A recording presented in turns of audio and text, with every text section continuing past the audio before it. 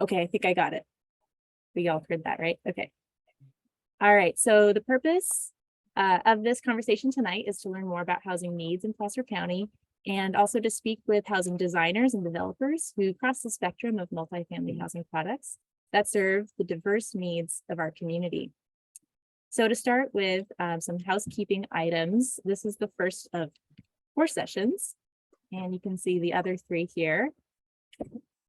And this session is being recorded and we'll post it on our website afterwards. We're going to have 4 presentations from our panelists, each running 10 minutes, and then afterwards we'll have time for Q&A.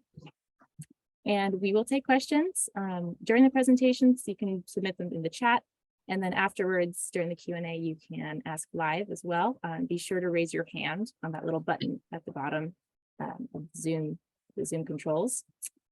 And if we don't happen to get to your question live, we will do our best to answer. You can send us an email. Megan will put my email address in the chat so you can see that. And yeah, so hopefully we'll be able to answer everyone's questions. So for introductions, here we go. I'd like to point out some county staff members. I'm Bethany Celio. I'm the current Civic Spark Housing Fellow. We also have Megan Schwartz here. She is our community development technician and also an ADU specialist.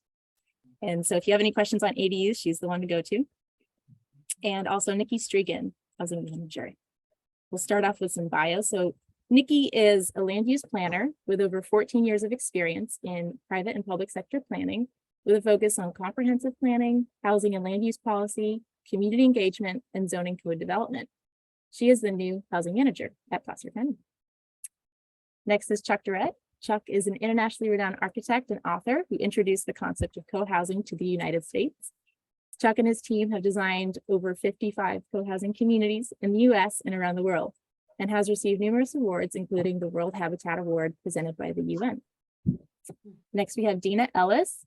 Deana is responsible for all site acquisition, project entitlements, and land development for Cresleigh Homes in California.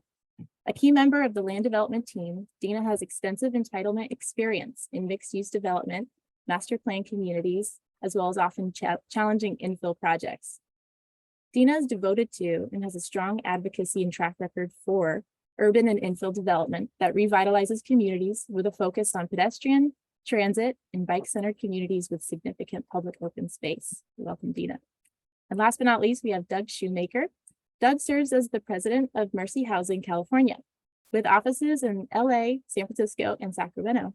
Mercy Housing California develops, manages, and provides services to very low-income seniors, families, veterans, and people that have been homeless. Since its launch in 1993, MHC has developed over 10,000 homes and currently has over 4,000 homes in development. Prior to Mercy Housing, Mr. Shoemaker served as the director of the Mayor's Office of Housing and Community Development in San Francisco, and also served for 5 years as deputy director of the Nonprofit Housing Association of Northern California. So a very esteemed panel group we have here tonight. So glad they could all join us. And first, we're going to kick it off with Nikki's presentation. So welcome, Nikki. Thanks, Bethany. And I'll echo what Bethany has said. Thanks to everyone for taking the time to be here this evening. We're excited about our topic tonight, which we know can be a little intimidating in a lot of communities as far as the ones where we've worked and lived. And our team thought it was important to have these conversations and discussions since housing is such an important topic, not only in Placer County, but around the state and throughout all of our communities. Before we hear from our panelists who represent, as Bethany just mentioned, a range of for-profit, nonprofit, affordable housing and market rate developers and builders in the region, I did want to first make a distinction between affordable housing and housing affordability. And I'm going to paraphrase a little bit of this from a podcast that I recently listened to with an affordable housing consultant named Deborah Meyerson. And here's how she distinguishes these two things. So affordable housing in the US typically refers to subsidized housing, whereas housing affordability is broader and refers to what someone can afford based on their income. A long accepted standard for housing affordability is that housing costs shouldn't exceed 30% of household income. And there's, some debates on that, but it's by and large a standard that's set by the U.S. Department of Housing and Urban Development. And a lot of policymakers use that as sort of a threshold. And that's for all households, right, as a general rule of thumb.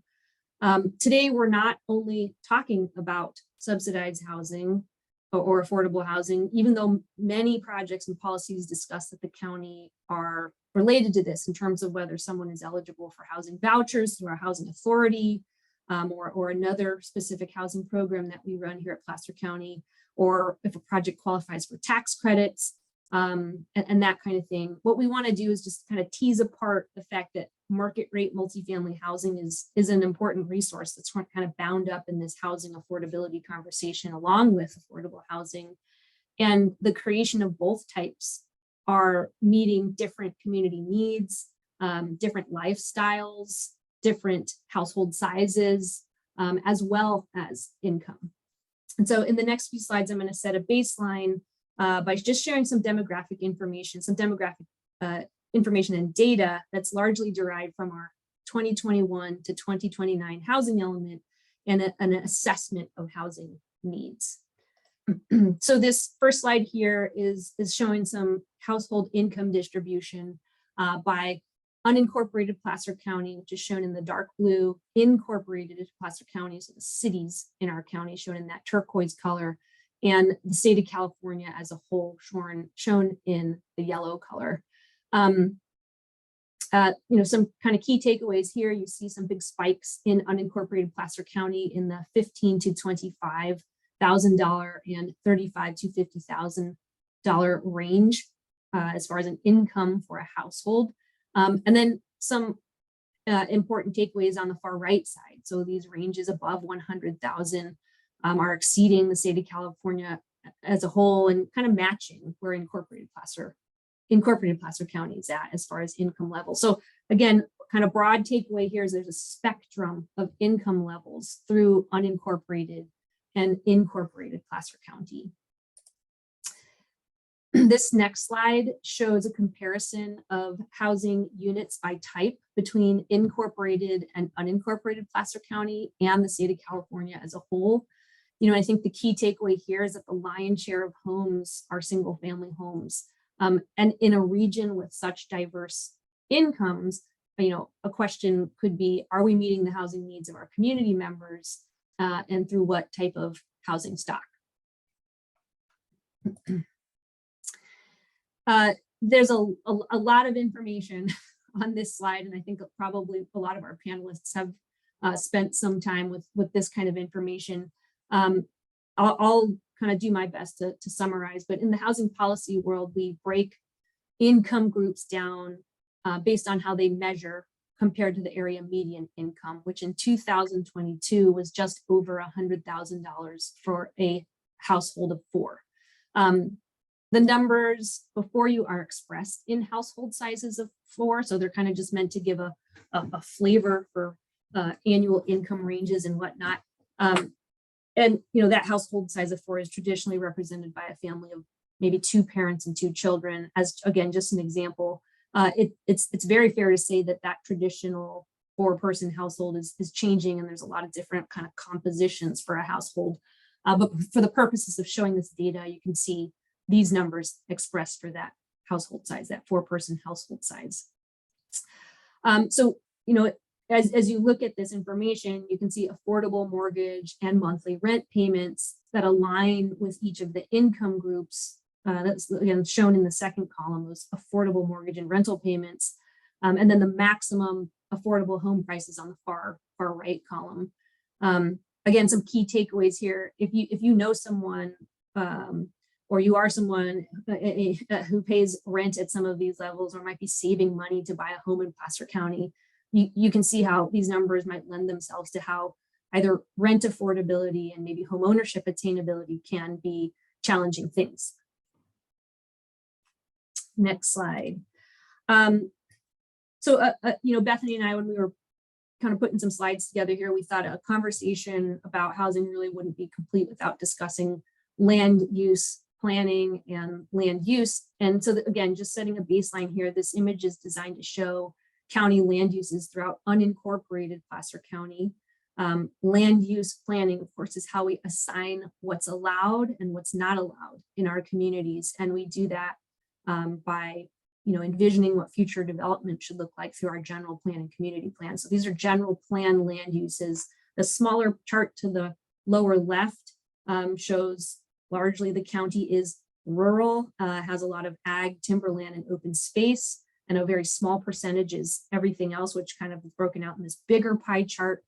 The key takeaway, I think, is the very small sliver of the chart that's assigned for high density residential, which currently in Placer County is in a 15 to 20 dwelling unit per acre range, with the exception of some specific plan areas and some areas on the government center campus. But again, key takeaway is there's a small percentage of land that's designated for higher density residential. So this next slide shows the range of multifamily housing types broken out by a term you might hear called missing middle housing. Bethany is actually going to do a session on this in a couple of weeks, which we encourage you all to attend. You can see that this missing middle range covers everything in between single family homes and high-rise big apartment buildings. And that includes duplexes, triplexes, bungalow, court, and courtyard apartment kind of things. Some of the products you'll see this evening are more in the townhome, multiplex, small apartment kind of range, and we'll be addressing the former during our missing middle housing session. But this is a great depiction of kind of the range and spectrum of housing types out there. And then finally, we wanted to pinpoint some of the benefits of multifamily housing, just again as conversation starters and things to talk about. That when in the right context, multifamily housing can create more compact development and save land and resources. So there's a great value here in Placer County for open space, ag land, and the like, and protecting those places is pretty important. Resources, including infrastructure and the financial resources to bring that infrastructure out to places. Again, when multifamily is placed in the right locations, has the ability to save those. Bethany has introduced a term to me called gentle density, and so I really appreciate this term that, again, in the right context, can create walkable, bikeable kind of neighborhoods with a reduced dependency on cars.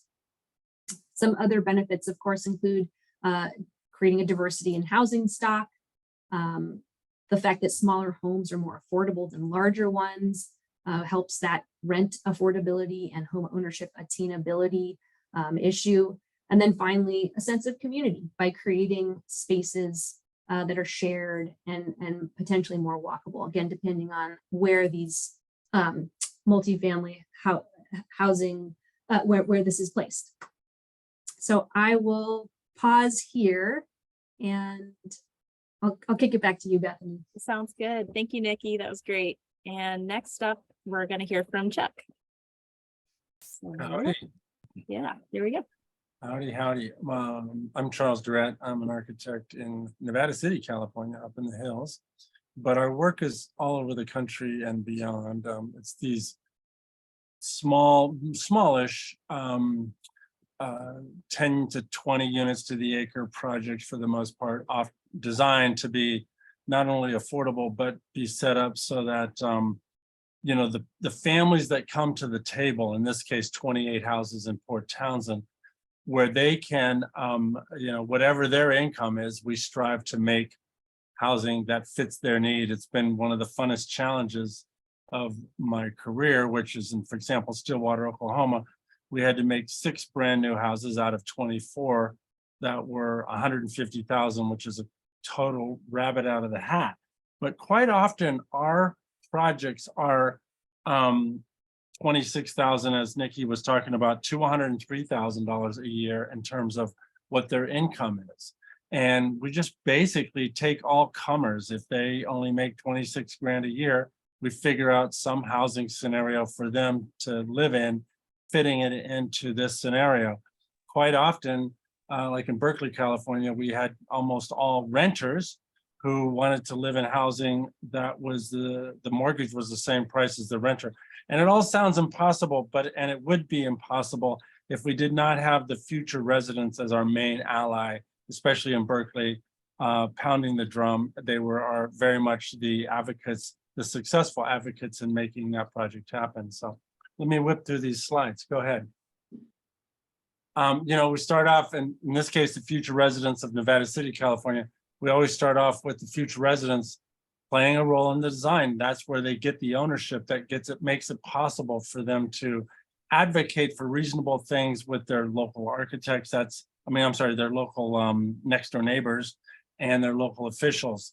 There's so much emotional ownership that comes out of that picture that it's very hard. 55 projects, and I've only had one not get approved. And that's because these folks were the co-architects. That's me in the middle there, standing up, making sure everything goes fine. But I'm amazed when I put those blocks on the table, I'm amazed over and over again. A, everybody's got a little bit of architect in them. And B, they whip out a neighborhood over and over again better than I could have, even though I've done hundreds and hundreds of projects, not including the 55 unit co-housing, the 55 co-housing projects. Go ahead, please. Here's the one I live in Nevada City. So we have dinner several times a week. Community is the big thing. It's not just housing. I'm a big believer that so much is required in the way of people supporting each other, knowing each other, caring about each other, and playing a role in each other's well-beings over time. There's so much about housing that begs for the opportunity for people to be a real community where you know everybody's birthday, and you know everybody's dog's name. And living here now for the last 18 years, and I've been living in co-housing for like the last 35 years in different places, I'm just a huge believer in what community brings to the table. Next. This is a project in Cotati, California, and this was mixed use. On the left there is commercial under residential, and then it's a 30-unit commercial project behind that. But one of the many things I could point out about this project is to the left is an affordable housing project done by Burbank Housing. It took 5 years to get approved. To the right is a new urbanist project, single family houses market rate. It took 7 years to get approved in Cotati. And this project took 3 years. And again, it all comes down to the residents who play a role at the podium saying, why I was your first grade teacher. Why would you get in the way of a new neighborhood like this? Next. And you can see what the product looks like. These three moms sitting there played a big role in making this happen. Of course, everybody thinks that this is going to take a lot of time and energy. I spent a couple days with these residents coming up with a site plan, a couple days coming up with a common house, a couple days finalizing the housing plan. In other words, it's a few days, and the results are, eons away from typical, in my view, typical spec housing, whether it's nonprofit or for-profit, where it's hard to bring this kind of camaraderie to the table. But here it's part and parcel to not only getting it created and getting it approved, getting it financed plays a big role too. Making happy neighbors next door, because these are all the ambassadors to this project. They go over for tea over and over again. They make, they make friends with the next door neighbors. And most importantly, the kids grow up in a super safe place. The seniors grow up in a super safe place, and everybody brings a lot of heart to the table. Next. This is one we just finished in Fair Oaks, California, that all the parking is peripheral always in co-housing. And that is not my doing. That's when I start talking about how do we make a child-friendly environment? How do we make a senior-friendly environment? How do we make a community-friendly environment? The parking always becomes as remote and condensed as possible, and as much as possible, a single circulation. Next. This is that project there. I'm dealing with them still on new and improvements in their project. Next. This is there. So this 10, 20 units an acre is our typical forte. Although we've done numerous projects around the country, mostly in Canada. We're working on a project right now that's 90 units to the acres. It's only four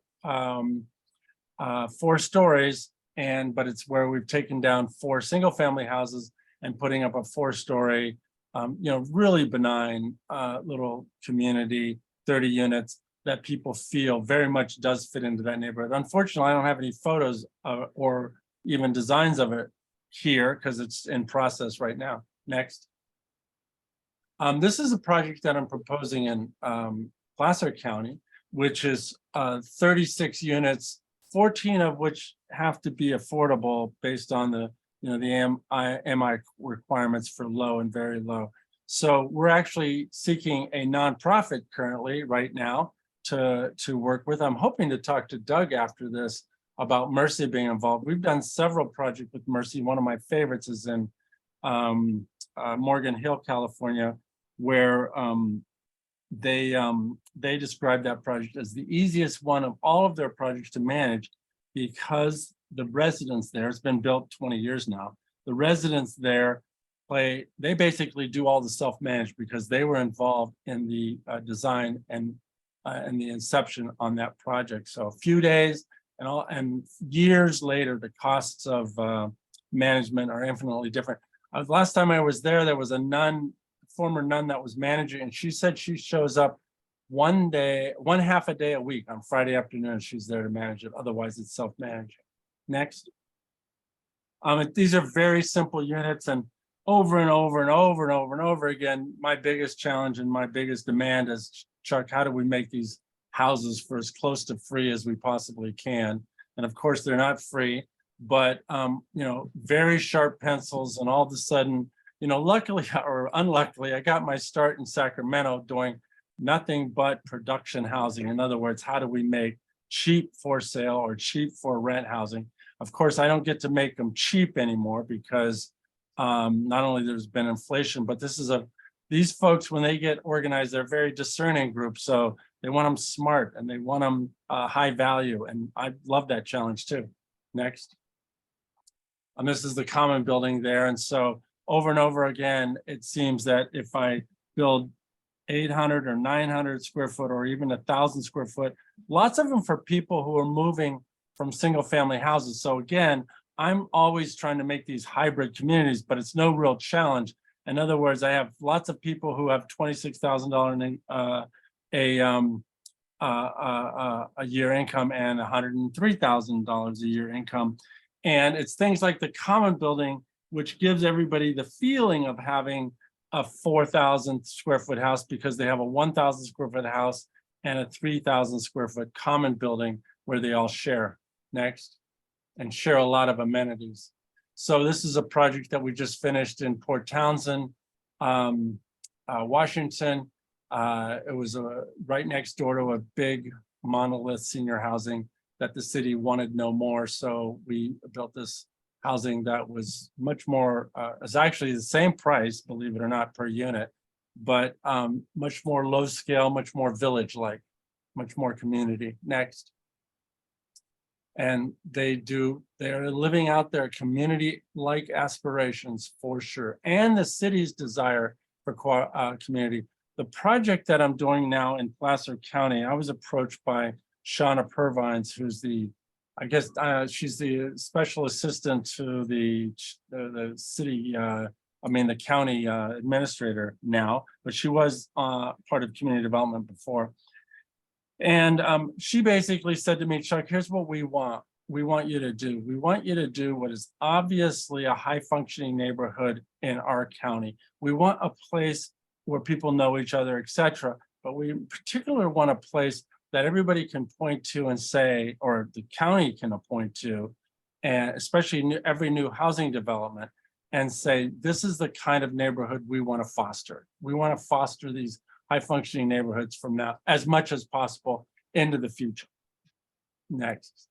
And I just put this slide up there because it's not just the cost of building the houses that matters. It's what is the running costs after the fact. And when you get the neighbors to do all the maintenance and the neighbors to do all the management, like where I live, and like where I live, we have 34 houses, but we have one lawnmower and about 100 other things that we share that keep all of our costs way down. So this is just one of many diagrams that talks about how these projects can be so less costly. And I think that's my last slide. I think that is too. Yeah, that was great. Thank you so much, Chuck. You're welcome. Yeah, and next we have Deana. So Deana, I'm gonna pass it over to you. Yes. Do you mind pulling up the slides? Yes, Perfect. there we go. So that's a little bit about me, Deana Ellis. I'm the Vice President of Land Resources for Cresleigh. I've been building multifamily, single family, and in a past life commercial for about 25 years. And one of the things I want to touch on quickly about what Chuck was saying, we're a bespoke market-driven development company. We build brand new architecture for every single project. Doesn't matter if it's single family or apartments or whatever it might be. So I think that's part of what has contributed to Cresleigh's longevity. We have been in business for 32 years. It says here, 5,000 units in that time in California. I think more so than most market rate developers, put a lot of painstaking entitlement and outreach to communities and to neighborhoods, and to have really sometimes difficult conversations, because at the end of the process, as Chuck was saying, folks feel like they're part of the process. So in apartments, we are long-term holders. I've been with Cresleigh for almost 20 years. In that time period, we've sold one project. Next slide. Where do we build? I think this is so fascinating, maybe to the public. So these are just some of the things we look at. You get up to 40 or 50,000 feet and you look down on a community. Is the community urban? Is it rural? What are the community needs? Is it senior living that is needed? Is it market rate? Is it affordable housing? We're a market rate developer, but we're looking at all of those functions in the market. We certainly are looking at the land costs, the site development costs, the supply and demand in a particular market. Is there a portion that's built or overbuilt? In California, that's very difficult to overbuild. And certainly we look at the regulatory requirements for a particular agency in a community, and what are the minimum densities and what are the maximum densities under state regulation and state mandates. Next slide. This is will you go back one, Bethany? This is a little, there you go, right there. This is kind of a cover for the project that you're going to see in the city of Rockland. It's on Granite Drive. It's 22.5 units to the acre. And I think when lay people are trying to understand density, they hear all of us in the vernacular of talking about density per acre. It's people can glaze over. And so I thought why these pictures would be very important to you, so that you can conceptualize what these densities mean to you. And so in this particular project, we built a market rate project that's at 22.5 units to the acre. At the same entrance, we have a street that separates it. And then we have single family homes that we also built at 13.79 units to the acre. A really important component to us is, where can folks get on bicycles? Where can people walk?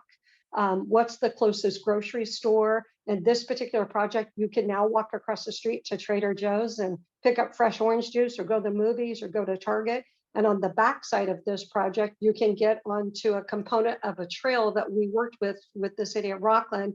And it's all paved, it's ADA accessible. And we worked with the city, and the city, as part of their master plan, conditioned other development to build that trail connection. So there's about 1.5 miles of trail in the back. So it kind of lives differently. Next slide. This shows, you can see where the target is, Granite Drive, the Cresleigh property. Where it says Cresleigh property in the purple, the white right next to it is the single family. Next slide. So here shows that visual depiction. And I think this really helps you to understand how these types of densities live really harmoniously together. You have single family homes, 13.79 units to the acre. These are alley loaded homes, public streets. That trail I was talking about runs in the back, kind of in the kind of orange tan area between the purple and the green, separated by a public street with multifamily apartment project that's 22.5 units to the acre. That's almost 10 units to the acre larger in a suburban market. For some folks, that would feel like it might be too tight, but we think distance, separation, landscaping, those type of things are really friendly to the two uses living really well together. Next slide. This is just another visual depiction. You can see some garages there, Granite Drive on one side. You know, this project is 22.5 units to the acre. It's primarily 2- and 3-story buildings. So when you hear that 22.5 units to the acre, next slide, Bethany. This is that story. It's 2- and 3-story apartments. It has stairs in between it, but this is 22.5 units to the acre. Next slide. This project, I'm always proud of all projects. They all feel like your children. We actually purchased this property from Intel. It's located at the direct intersection with Intel in the city of Folsom. Intel is the city of Folsom's largest employer. And this project has multifamily. It's kind of a similar story for Cresleigh, with multifamily at 27.3 units to the acre, separated by a public street, and then single family on the other side. And on the back edge of the hub apartments, you'll see it in the future pictures, there's a Safeway at a shared boundary. That's a really lovely experience in a suburban location, to be able to walk over, not to have to get into a car, to be able to walk over to pick up a gallon of milk or to get a sandwich or something. So next slide. This tells that story. Intel, largest employer. So that connection, you can walk to work, you can walk to a grocery store. You also have direct, that really close access to a major interstate. Next slide. Next slide. I think this is, again, such a good visual representation of what density means. Single family, 6.36 units to the acre, separated by a public street. And then the apartments at 27.3. And at the intersection that you can't see it, that's Intel's main campus and their entrance. Next slide. These are primarily 3-story buildings at 27.5 or 27.3 units the acre. You can see kind of in some of these pictures, they have direct access garages, which is unique in apartments. Lofts at the top, like 14-foot tall ceilings, and the Safeway on that back corner. Next slide.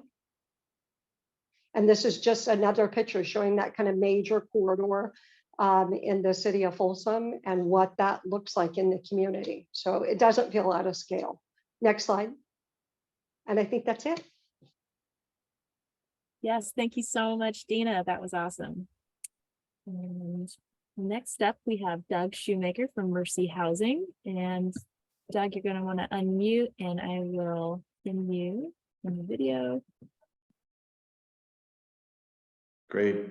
Thanks so much. Right, here we go. Great. If you could just go to the next slide, that'd be wonderful. So I'm Doug Shoemaker. I'm the president of Mercy Housing California. We are a nonprofit. In fact, we're the largest nonprofit affordable housing provider in the country.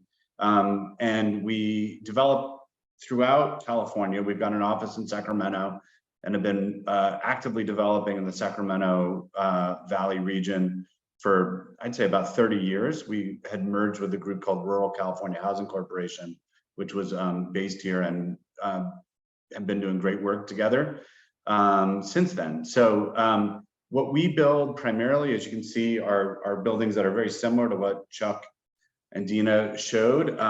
They're, you know, anywhere from 2 to 5 stories in suburban locations, depending on the opportunity.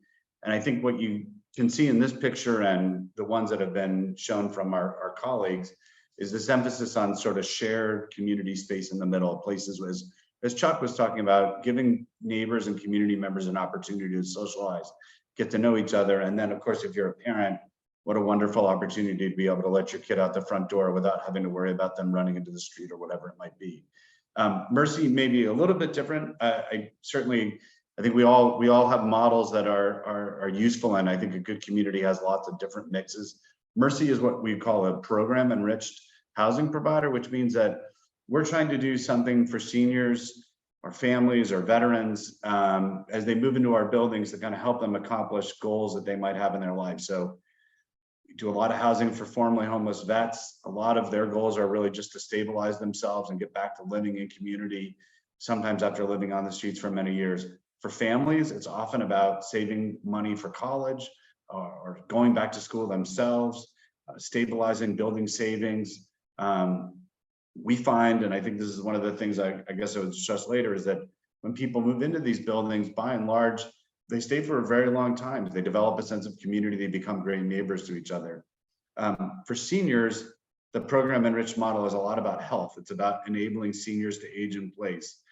There's actually almost no affordable assisted living and very little skilled nursing in the state of California that's affordable. And so we place a huge emphasis in our senior buildings, the ones we built in Auburn, which I'll show you in a minute, on really doing everything we can with community-based services to enable seniors to age in place. They got family members nearby, great. If not, we try and connect them with in-home support services and other types of support. So we have seniors, the vast majority of the seniors living in our buildings are age 70 and up, and many living past 80 or 90 in community, which is really a phenomenal thing, and one that I hope to get to, assuming that I'm still semi-coherent at age 90. So next slide. This is just to give you a sense of where we have developed in the state. You can just see the huge emphasis in Northern California, the Bay Area, and again, Sacramento. We have built, in a variety of locations in and around the region, but in, Roseville, Auburn, Truckee, so up and down 80 and 50 in communities that resemble a lot of the communities in Placer County, and I think familiar with the ways in which we vary our scales to match community context. And I think, everyone on this call has sort of said this, and I think it's an important element of what we do. If we're building in downtown San Francisco or downtown LA, we're going to build at a different scale with a different approach than we would if we were in Shingle Springs or Folsom or Roseville. So I think that's, an obvious part of what we all try and do. And each of those types of housing provides a different type of experience and different types of amenities and the like that were mentioned earlier. So if you could keep going, that'd be great. This is a recently completed building in North Auburn. You can see that it's a kind of traditional looking apartment complex. It's got beautiful open space in the back, which I was unintelligent enough not to show you a picture of. But regardless, I think one of the things that's very interesting about this building is it serves lower income families. So again, as Nikki mentioned earlier, what we're talking about are, for families of four, we're talking about families earning in and around $50,000 a year. They're probably paying a rent in the neighborhood of $1,200 to $1,500. And it can vary on either side of that. Not all of the homes are priced or rented at the exact same amount. And then this particular development also included a subsection of folks that had been formerly homeless that moved into this development. I think it was about 20 of the 79 homes. And what we have found is, integrating into a building like this can really make a giant difference in terms of helping families that may have lost their housing to really reconnect and build back their lives in a way that we have found is fairly seamless. And if I didn't tell you about that, you probably would never know as an outsider to the community. And I think that as an insider as well, for neighbors, I think these types of developments have worked very well when we mix in small numbers of formerly homeless families in with these larger developments. Next one. This is a beautiful senior, well, I think it's beautiful at least, a beautiful senior complex that we developed on the Sisters of Mercy campus up in Auburn. The Sisters of Mercy were one of our founding orders, so we enjoy a very lovely relationship with them. And they made this land available, and we were able to build 60 homes for seniors. In this case, these are a lot of these homes are for seniors who are on fixed incomes, folks who are earning primarily from their Social Security revenue. So folks who can't really afford much more than $300 to $500 a month. And these have rental subsidies in them that enable those seniors, again, to live in what I would consider to be an incredibly luxurious environment, the beautiful deck opening out onto this incredible campus. And this is probably one of the most expansive views of any buildings that we have, and I think it was a real success. Next one. Again, there are different contexts. So even in suburban communities, we sometimes build on or near downtowns. And this is part of an area that Roseville had really targeted as kind of rejuvenating or revitalizing the commercial strip of their downtown. And in that case, you know, sometimes what these buildings offer is the opportunity to put in ground floor retail or put in a little bit more density to kind of really create the opportunity for thriving neighborhood businesses. Mercy owns and operates a lot of mixed use buildings, and the mixed use can be anything from ground floor daycare. We have a lot of that. In certain senior buildings, we've operated with adult day and other types of senior services. But we also have tons of buildings with just the neighborhood corner cafe is the amenity. And when people ask me, you know, do you know any Mercy buildings? And I'll say, oh, do you know such and such a cafe? And they're like, great, I had no idea that that was an affordable housing development above. And I think that's part of our goal. And, you know, again, I like to think that these are among some of the best designed buildings that we see in the communities that we're working in. And, you know, we're going to talk a little bit later about some of the myths of this, but, you know, everybody's got subjective taste, but I consider this to be a fairly handsome building that I think fits in beautifully into downtown Roseville. I think I might be coming close to the end here. And I think that's it for your slides, Doug. That was great. Yeah. Thank you so Okay, much. great. Yeah. Sure. I was going to sing a small song at the end, but I'll just skip it for now. Oh, no, we can't skip that. No. No. I'm gonna say that Chuck and I have been working on a duet for several years. We're gonna hit you at the end. Okay, looking forward Yeah. to it. Yeah. Yeah, it's a little ditty about density that we've been working on. Great. Okay, well, to start off well, thank you all for those presentations. I really, really appreciate it. We got a lot from it. And the first question that we want to start with is, and maybe we can go in reverse order. I don't have a preference really, but maybe reverse order of how you presented. What is the biggest myth about multifamily housing that we should debunk? So Doug, if you have something Sure. to share on that. Yeah, well, I mean, I think a lot of people think of multifamily housing and rental housing in the same breath. So, you know, Mercy's done both ownership and rental, but a lot of what we do is rental housing. And I think one of the myths that people have is that renters don't make great neighbors or can't make great neighbors. And I would just say, like, in the vast majority of our buildings, people move in, they stay for really long periods of time. They raise kids, they become part of the community, they become active parts of the PTA. They're the folks that you're looking for when you're walking home at night and you're looking for a friendly face. And so I think one of the myths that folks have is that that these are very transient populations. And I would just say, at least for our buildings, you know, the turnover rate is probably like 5% a year. And in some buildings, it's as low as 3%. So for what we do, and again, I can't generalize because I don't know what everybody else's experiences are. But for us, I would just say, you know, we end up with very long-standing communities, and I really admire the co-housing model that Chuck described.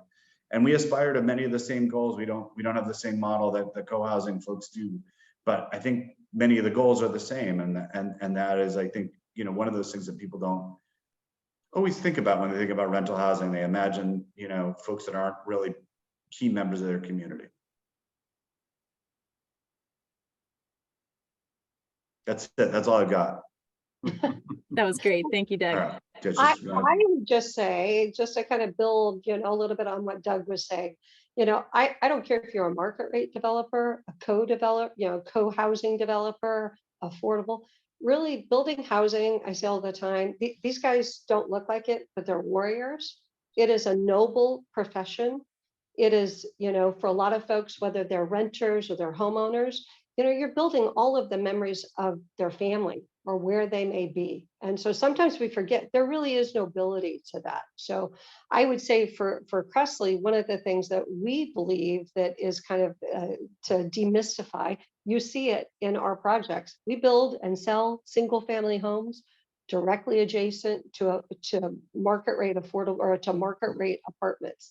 You know, we are big believers that a little bit of separation and a whole lot of landscaping can do a lot of benefit. And so, but I have yet to build a project or to design a project where, you know, the adjacency of apartments has been an issue for a new home buyer. And so, because together, they're just different components of housing, and it's collectively through the public improvements and the walking trails and the parks, and that's part of what builds community. And, I think Chuck was saying this too. A big thing for us is purposeful design and design collisions. So if I see Megan and she's coming out of her single family home and I live in the apartment, we're getting onto the same trail, right? So we have shared meaning in our little bubble in our community. And so to me, I believe they can work really, really well together, but it has to be purposeful.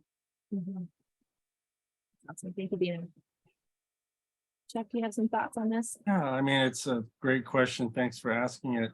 I mean, the beginning of the beginning of making it not of debunking that myth that they don't make great neighbors. I mean, they can make fantastic neighbors, and is not thinking of it or even creating it as a project. I like to think of our project as, no matter how orthogonal or cubistic it may be, as a village of sorts, focusing on the relationships that people have between each other. That's a super value added. So, I had this great experience a few years ago where I was doing a project in Sonoma, California, and actually in Napa County.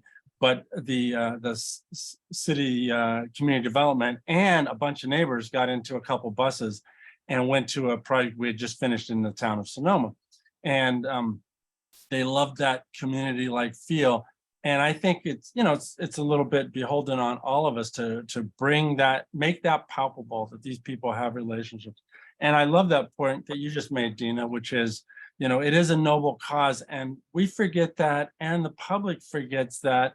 And the city officials forget that at some level. My dad, who was a builder, he used to like to say, the city should be paying us to build this stuff instead of making us pay them $20,000, $40,000 a door just for the right to build it. I mean, this is a serious societal issue when people don't have enough housing. We have a couple million homeless people in this country, and that's just one metric. But we also have a lot of folks who don't have the relationships they should have.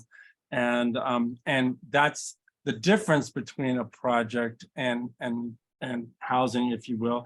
And I think we're getting there. I mean, the whole industry is looking at community, in my opinion, as the magic bullet, if there was one. And I think we're going to come together, even with the government, on this issue. I think that, just for Shauna Pervins and Placer County to come to me and say, Chuck, make a project where it's palpable. You walk on site and it's known that everybody cares about each other. That's big. And, having practiced a couple of years in Denmark, that was the norm. When sites were not available for co-housing groups, the counties would roll up their sleeves and help them find a site, and often sell them county sites, because they knew that they wanted to make, palpably high functioning neighborhoods as part of their community, their village, and not a project for sure. So, I think not calling it a project, and for all the professionals involved, not thinking of it as a project. And semantics is the beginning of that. And Doug, when are we singing that song? I just had choir practice last night, so I'm ready. Chuck, All right. 1 second. I want to make a quick clarification. I was helping to edit some of the slides, and so that on Deana's slides, I did put the project profile, and so that's on me. Just wanted to, I know we're trying to stay away from the word project, but Okay. so that's on me. Okay. Well, those were all great answers. Thank you so much for touching on that. I think that was very clarifying. And looks like we have a question from Bob Lagamercino. Hello, Bob. Thanks for the great presentations, he says. For those of you who referred to the density of your projects, are the references to net or gross density? Mine was gross. It all depends on how a particular jurisdiction actually desires, whether it's gross or net. And by the way, hello, Bob. Bob's a great guy. Bethany, And we just to do. clarify, There's a hand up over from our participants in Sure. attendance. Yeah. Just to clarify what the difference between net and gross is for anyone in the attendees who don't know. Let me see if I can get this right.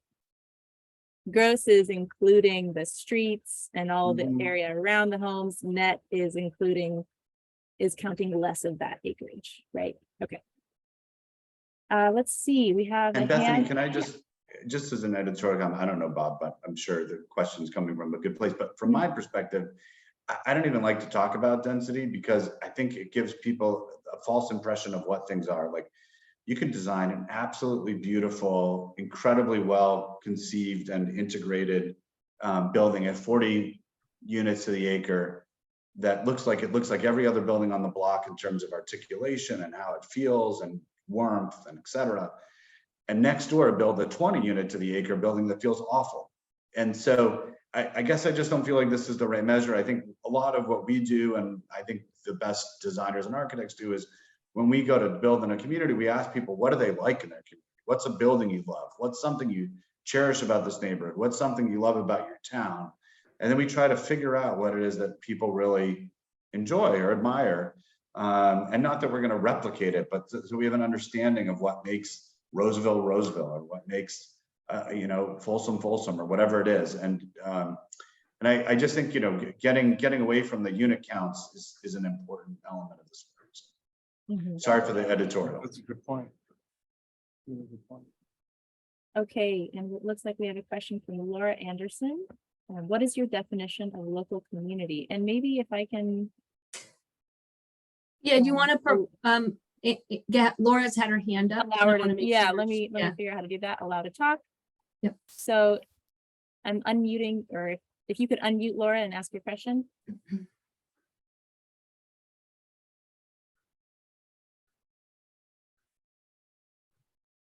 Hear me?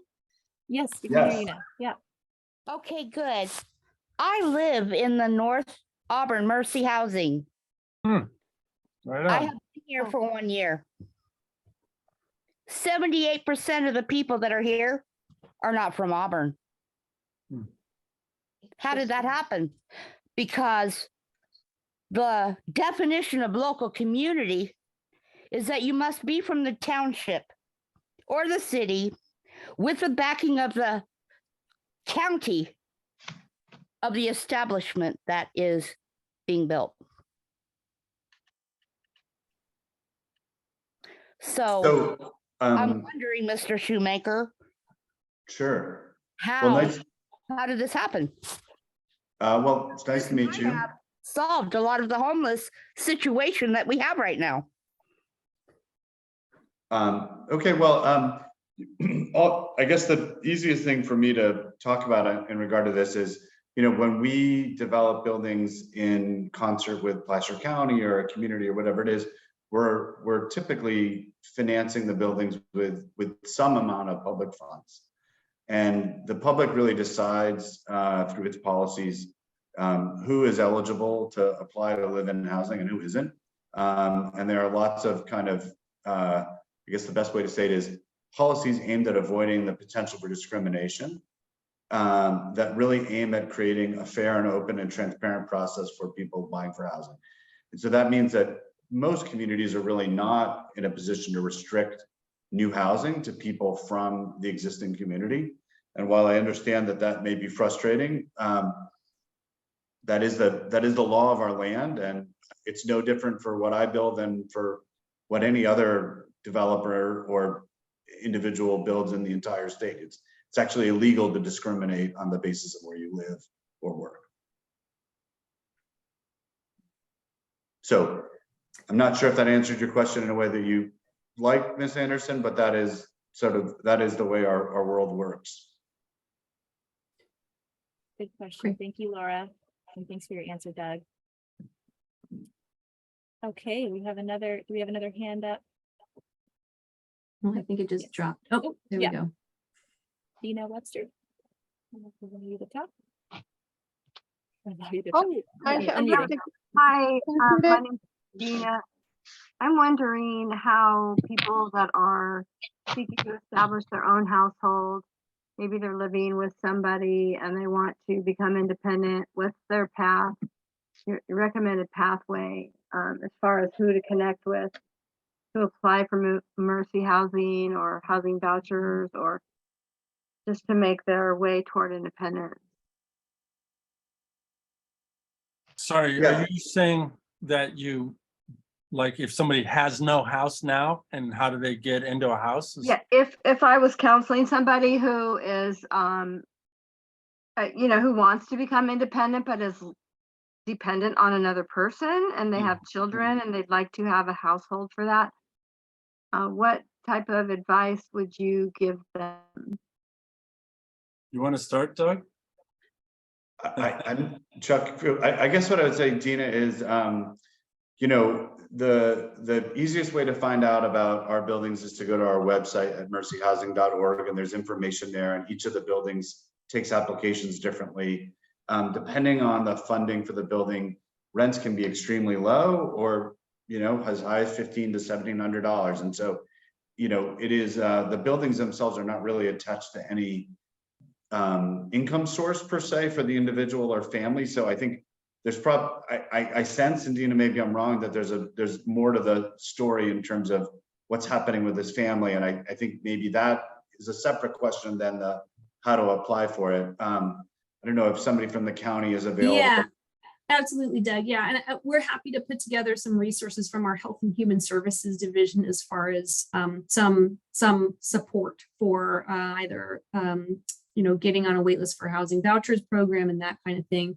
I think Bethany had mentioned that we can put some follow-up together in addition to the link to this video on our website. We're also happy to share some resources that the county provides related to finding housing. Yeah, and just as a follow-up, Nikki and Deana, like if you get your information through Nikki or Bethany and get it over to me, I'll be happy to contact our staff. And again, our buildings are incredibly varied. So the vast majority of families living in our buildings are working. They don't necessarily need specialized support or help, but we do have many people. I mean, in fact, one of the folks living at the North Auburn building that I met when we opened it had been a victim of domestic violence, and she had moved in with her kids and escaped a very bad living situation. And Deana, maybe that's comparable to something that you're describing. I don't want to read too much into it, but again, happy to work with you and the county to try and figure out if there's an opportunity in one of our buildings or one of our colleagues' buildings that might be a good match. So sorry to hear about the situation. Thank you. Thank you very much. And Deana, I would say you're totally on the right track by tuning into something like this because, this is where you hear about possibilities, but, and they're always changing. I mean, Nevada County, where I live, has had opportunities in the past where if somebody was coming wanted to get out of an abusive situation, especially if they had children, they would dial 211 and the county would go to work and try to find them somewhere else to live. I don't know about other counties. And I don't know, that thing has happened for 4 or 5 years here and then not a year and 4 or 5 years. I know it depends a lot on the personnel at the county and their capabilities, et cetera. The free market says, look for another place to rent though. And even if it's a shared houses can be the most affordable entree into housing these days, with another single mom or whatever. And even if it's a shared rental, et cetera. So it can be very win-win. Thank you. Thank you, Charles. Thank you, Doug. I appreciate that. And thank you, Nikki. Thanks for your question, Deana. All right, I'm gonna move on to Donna. Looks like you have your hand up. I'm a long-term lender. I've been a long-time lender, 26 years. So I do traditional loans for people buying houses. So I wanted to listen what you guys have, and I love everything. I've learned a lot, but I feel like there's, an entry-level house right now. Like I just closed one last week in Sacramento for $425 was a pocket listing, and this young teacher is going to pay $2,900 a month, and it's just a 1,300 square foot house, single. But I feel like there's a missing need. That if we, like what Charles was showing us, I mean, if we had more people able to purchase their own homes, like in the olden days, they had the Sears kit houses and things where you could buy a kit and put together a simple house. It doesn't have granite and all the high-end stuff. Find something that costs less and have people be able to get into a simple house that's their own. And in that little community where there's a walkway and maybe they share a different things. So I don't know that I've seen any, I mean, besides across from Trader Joe's, and again, because I'm doing all of my stuff and I'm here in Penryn, but having a community that's close to everything where they can do stuff, but have it be tighter, closer, fun and pleasurable to be there, where you've got, just a happy atmosphere. I love that whole idea. I think there should be more of that, but let people buy into them, because when they buy, again, renters are fine, but home buyers there's people that have this huge need to want to own something, but yet the entry level house is $600,000 or $700,000 almost. So I just feel like if there was places that are like near Sierra College or near the new Costco or something, where you could have things be put in a good place where people can walk, work, do everything kind of there, but still be able to have a piece of home ownership. So that's just my 2 cents.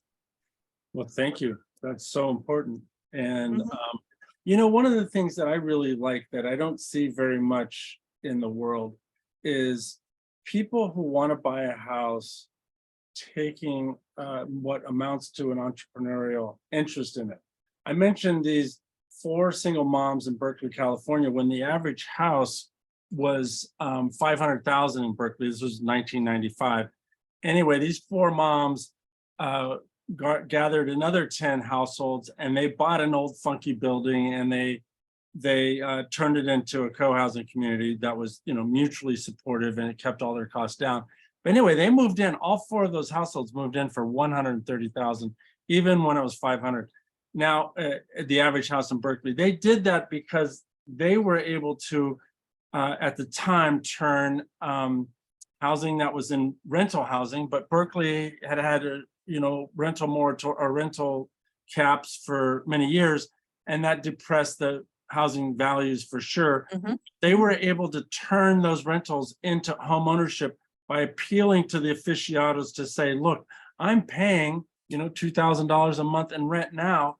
I'm Mhm. willing to pay $2,000 a month in a mortgage payment because I need a piece of the rock too. I have kids who are going to go to college. I have, unexpected medical bills that I might need to tap into my house. There's lots of reasons that you want home ownership. And taxes too. You want tax And write-off and taxes. just the foundation that you don't have to get booted out. I had one I did a month ago where the landlord came in and said, okay, you have to be out by Memorial Weekend. They just had a baby. They wanted to buy next year. So she called me. I actually got them approved.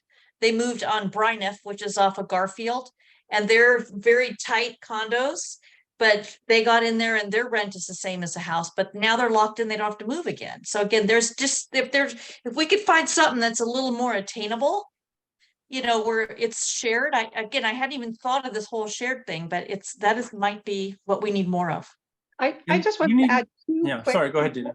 I want to add 2 quick comments to to this conversation. A couple of things, and it's not always jurisdictions issues, but it goes back to impact fees partially. Impact fees are based upon an average house size. And if an impact fee is based upon a 2,500 square foot house, home builders are not going to build an 800 square foot house or a Okay. 1,000 square foot house. And the reason being, otherwise there's not enough house to carry the cost of those fees. Okay. So you build to the fee. I'm just saying Okay. that can be part of it. So I think agencies and jurisdictions are moving forward trying to do that. There has been some pending law. It failed, but I think it'll be back to move all fees to $1 per square foot basis. So if you're building a 1,000 square foot house, you're carrying the fees for a 1,000 square foot house. If you build a Mhm. 4,000 square foot house, you're paying fees based on a 4,000 square foot house. Mhm. And I think that can help that missing middle. Mhm. And then the other is we've gone through entitlements and we're working through some litigation now on a project out kind of by Sierra College.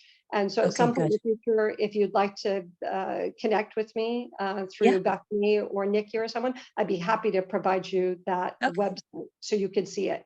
Because there's a Yep. lot of diversity of housing, including a condominium project in that But project. that's good because there's shopping, there's college, there's little jobs, there's a coffee shop. I mean, there's a little store they wanted to put apartments in Penryn, but there's like nothing here. Even by the corner.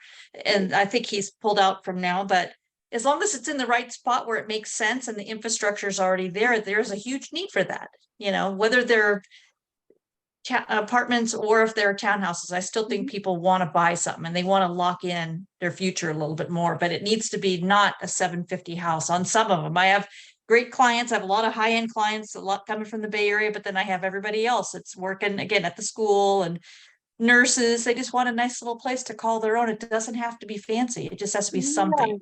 No, and I would say the other side too, something that none of us really think about, but a lot of homeowners are locked in at 3 and 3.5% Yep. interest rates. So the Right. motivation to move is not there. So It's zero. especially in Sacramento, I actually just saw nationally, I think we're 6th in the nation for the lack of affordability over the month over month. And the Yep. reason we have no resale supply. And the reason being is with people coming from the Bay Area, nothing wrong with that. I've migrated from Boise, Idaho. I think we were talking Yep. about earlier. People migrate all the time. There's no villain to that story, but but we have no resale supply. So typically Right. the resale supply is about 70% of a real estate market, and new home and new projects are about 25 or 30%.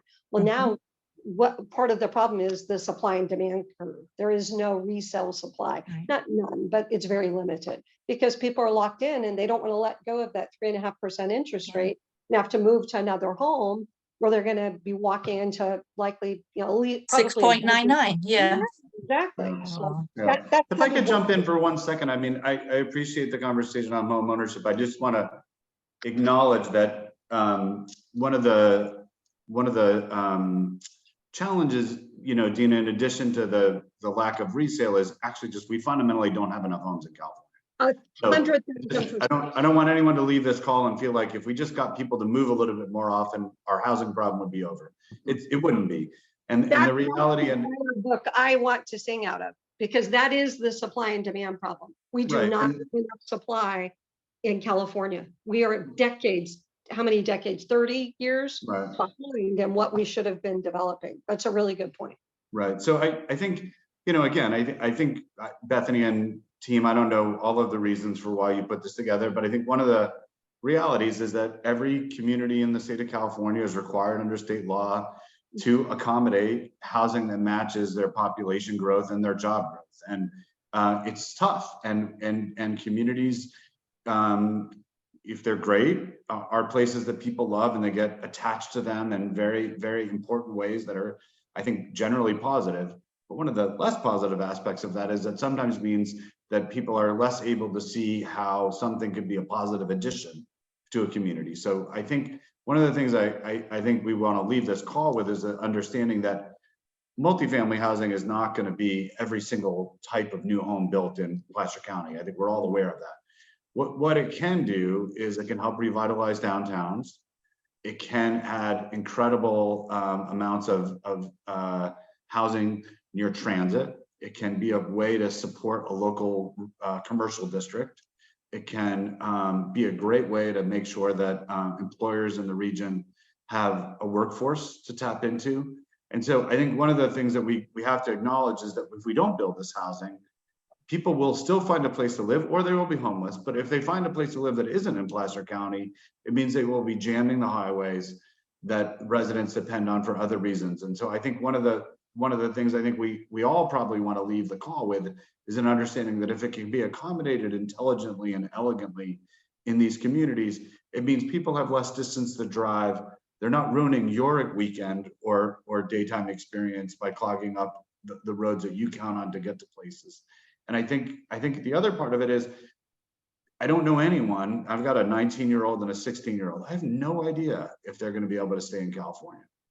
And that is horrible. I didn't grow up with that experience. I thought I could live near my parents. I chose not to, and I'm sure they're very thankful for that. But regardless, I think that the fact is, if we don't do something about this, we literally are going to have no place for our kids to live. And so I don't think of it as one of these like, oh, I wonder if we should figure this out. This is an imperative. We either do this or we destroy the communities that you and we all love. And so I think that's why we need to have some of this multifamily housing in Placer County and other communities all around the Sacramento region. 100%. I couldn't agree more. Yeah, that's a great note to end on too. We went a few minutes over, but I think is well worth the conversation. So thank you all so much for joining us, you. the panelists and the attendees. I feel like this was a great way to start off our series. And just to keep in mind on your calendars for next week, we have the 2 sessions on ADUs. The first one on permitting and why ADUs are a great thing for our community. And then the second one on financing, and our AD specialist, Megan, will be there to as a panelist as well. So again, thank you to Deana, Chuck, and Doug, and Nikki for presenting, and have a great rest of your night. We'll see you Thanks next for time. having us. Yeah. Absolutely. Hey, Doug, I hope to talk to you in the next week. Sure. Chuck, I don't know if we're the ones